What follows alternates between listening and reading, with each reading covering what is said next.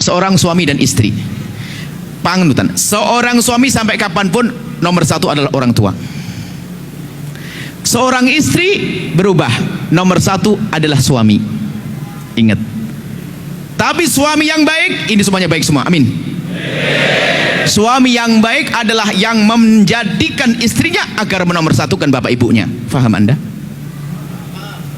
Faham Anda? Memang nomor satu bagimu wahai para istri, suamimu nomor satu, karena itu imammu. Kalau sudah melanggar imam, sengsara. Tapi suami yang baik akan selalu mengajari istrinya agar menomorsatukan bapak ibunya. Ada suami salah membaca kitab Uqudul Lijen, bacanya salah karena waktu baca sambil ngeliwat, dia santri. Dia membaca itu kan ada dikisahkan di situ bahwasanya ada seorang perempuan, suaminya lagi mau perang. Setelah itu berpesan, "Neng, kamu jangan kemana-mana ya, saya mau berperang." "Iya bang." Tak taunya tidak lama kemudian berita bapaknya lagi sakit. Lagi sakit, dipanggil, "Kamu suruh pulang sama abah, abah sakit." Kata sang istri, kata sang anak perempuan tadi, "Sama suami saya nggak boleh keluar rumah." "Oh iya, pulanglah," pemberi kabar tadi. Tak lama, seminggu kemudian datang lagi berita, "Abahmu sudah meninggal dunia. Apakah kamu tidak pulang, nak?" "Apa kamu tidak pulang, Neng?" "Suamiku melarang saya pulang karena saya tidak boleh keluar sama suamiku." Tak taunya apa, ada yang memimpikan bahwasanya sang orang tua yang telah meninggal dunia diampuni oleh Allah gara-gara baktinya seorang anak kepada sang suaminya. Lah ini salah faham membacanya. Lalu diterapkan begini, "Kamu tidak boleh keluar kemana-mana kecuali izin saya." "Bapak saya sakit bang." "Biarpun sakit sampai mati pun nggak boleh." Ini salah faham.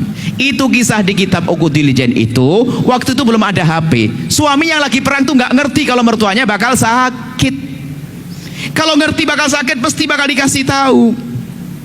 Salah faham. Sekarang ada diktator, ini biasanya santri malahan. Santri biasanya sok baca kitab. "Kamu sudah milik saya, hak saya, tidak boleh kemana-mana. Kamu sudah serahkan sama bapak ibumu." "Ibu saya sakit bang." "Biarpun sakit nggak boleh, saya imammu." Nggak begitu. Suami yang baik akan selalu berkata begini pada istrinya, "Wahai istriku tercinta, kemanapun kau pergi kau harus izin, karena kau adalah milikku. Tapi kalau kepada bapak ibumu, bebas sebebas-bebasmu." Gitu loh, paham suami yang soleh? Sebab durhaka itu karena pernikahan banyak. Saya lanjutkan ini karena yang terjadi biasanya seperti itu. Suami istri yang baik adalah istri yang selalu mengajari suaminya berbakti pada ibu bapaknya. Istri yang baik, suami yang baik yang selalu mengajari istrinya berbakti pada bapak ibunya. Rumus kebahagiaan yang ketujuh, 1, 2, 3-nya tak simpan, datang ke pondok saya kasih nanti. Rumus rumah tangga yang indah yang ketujuh adalah ajari pasanganmu untuk berbakti pada orang tuanya, bukan mu. Nya, bukan mu, faham mana? Jadi ajari istrimu agar berbaik-baik dengan bapak ibunya. Hei para istri, ajari suamimu agar baik-baik kepada bapak ibunya. Ini rumus pantulan cinta itu nanti. Ngerayu halus. Gambarannya begini, coba suami istri pergi ke supermarket belanja, tak taunya apa, istrinya itu selalu nambah tambahan sampai suaminya bilang, "Neng, untuk apa sih?" "Sudahlah bang." Nambah lagi, "Neng, untuk apa sih?" "Sudahlah bang."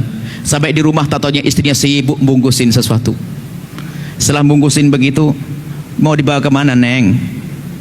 "Mau dikirim." "Kirim siapa?" "Ibu." "Ibu siapa?" "Ibu akan meninggal." "Ibunya abang dong, ibu kita." Ya Allah, jatuh cinta yang kesekian kalinya. Rupanya istrinya mikirin suami, ibunya suami. Sama suami juga begitu. Tak taunya belanja juga begitu selalu, apa pinggirin. "Untuk apa bang?" "Sudahlah." "Kok disimpan?" "Biarin." Setelah seminggu disimpan lagi, baru sudah banyak, satu kardus besar dikirim. "Abang mau dikirim kemana bang?" "Kirim ke ibu." "Ibu siapa?" "Ibu kita di desa." "Ibu kita?" "Ibunya abang kan sudah meninggal." "Ibumu sayang," sambil dipeluk. Wah, jatuh cinta habis tuh. Makanya ngerayu tuh jangan bahasa yang macam-macam, perhatikanlah. Gini rumusnya, sayangilah orang yang disayangi oleh pasanganmu, maka dia akan semakin sayang kepadamu. Kenapa saya panjangkan ini? Banyak kasus rumah tangga kurang ajar sama orang tuanya gara-gara pasangannya. Contoh, ada seorang istri ngadep kepada saya lalu bercerita begini, "Buya, alhamdulillah saya sudah diangkat jadi PNS. Saya tidak tahu judulnya apa, kok tiba-tiba ngomong begitu. Terus, ya saya sudah punya penghasilan sendiri. Selama ini kan saya dikasih sama suami. Kemudian saya nabung-nabung. Bagus. Buya, saya mau tanya, gimana hukumnya saya sebagai istri Saya memberikan uang kepada ibu saya. Ibu saya kan janda, tanpa sepengetahuan suami saya. Anda ngirim ibu tanpa sepengetahuan suami. Saya tanya, ini duitnya siapa, Bu? Duit saya sendiri. Kalau duit Anda sendiri, Anda boleh memberikan ke siapa saja, orang di pinggir jalan atau mana saja. Tapi kalau duit suami haram Anda keluarkan untuk siapapun. Bukan, Bu, ya duit saya. Iya, kalau duitmu boleh, nggak ada masalah. Alhamdulillah, dia ngomong begitu. Cuman saya bukan sekedar mengajar fikih, ada pendidikan di sini. Saya bertanya, Bu, mau tanya saya, apa, Bu, ya? Memangnya kenapa kalau kamu bantu ibumu ketahuan suamimu? Tadinya dia sambil ngangkat, sambil tarik nafas. Buya, pernah ketahuan sekali suami saya marah-marah. Dalam hati saya, suamimu itu iblis. Nggak ada iblis di sini, maka saya berani ngomong begitu. Ini orang soleh semuanya. Suamimu itu adalah modelnya manusia setan, ngajari istrinya kurang ajar sama ibunya. Maka jadilah suami yang baik. Insya Allah baik. Makanya saya kok berani. Kalau iblis saya berani ngomong. Karena ini bukan iblis semuanya ini. Makanya saya nak ngomong. Jadi suami yang melarang istrinya baik-baik sama ibunya adalah iblis ya. Ngajari jahat dia. Nggak nanamkan kecintaan. Saya nasihati nggak begitu. Harus suami dibawa kepada yang baik. Ada lagi pertanyaan kasus serupa. Seorang laki-laki sudah sukses dia. Dia adalah pengusaha AC atau apa gitu. Dia wasit. Biasanya datang sama istrinya, saya tidak ngerti kasus permasalahan. Biasanya orang datang kan datang begitu, kita tidak begitu perhatian. Tiba-tiba datang dia sama anak kecilnya, duduk ngobrol. Mau tanya, Bu, ya? Boleh. Tanya apa? Saya itu alhamdulillah usaha sudah berhasil. Saya itu orang desa aslinya, Bu, ya. Dulu abah saya masih hidup, rumah saya tulang punggung yang jadi yang ngurusi semuanya adalah bapak saya. Abah saya sudah meninggal dunia dan ibu saya punya anak perempuan terakhir, adik saya. Masih sekolah SMP, SD sampai SMP. Terus gimana Buya? Buya kan selalu ngajari harus kompak, suami istri kompak. Rupanya dia dengar ceramah kita. Saya kepikiran terus masalah itu. Kepikiran kenapa? Buya, gimana hukumnya kalau saya bantu ibu dan adik saya tanpa sepengetahuan istri saya?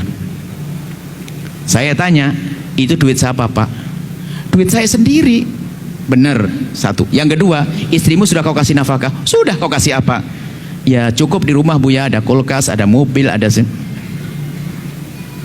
ya sudah. Kalau memang seperti itu boleh. Jangan sampai istrimu nggak kau kasih nafkah, kamu ngasih duit ke orang. Enggak, sudah, Bu, ya. Oh, kalau memang seperti itu, istrimu sudah kau cukupi, kemudian kau membantu yang lainnya, apalagi ibumu, sangat boleh.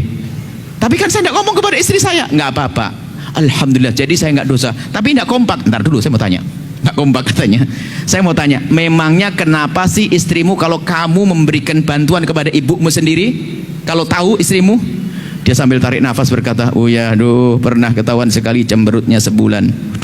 Waduh, itu adalah iblis pakai kerudung juga. Nggak ada di sini iblis, ya? Nggak ada. Malah dukung kalau suaminya berbuat baik pada ibunya, berarti Anda punya suami ahli surga. Kalau Anda punya suami kok baik sama ibunya, ahli surga. Kalau Anda punya istri tak taunya baik sama ibunya, berarti dia istri yang bisa berbakti.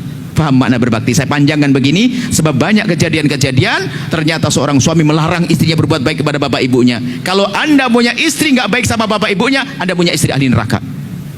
Kalau Anda punya suami durhaka sama bapak ibunya, Anda punya keluarga tidak berkah, rugi.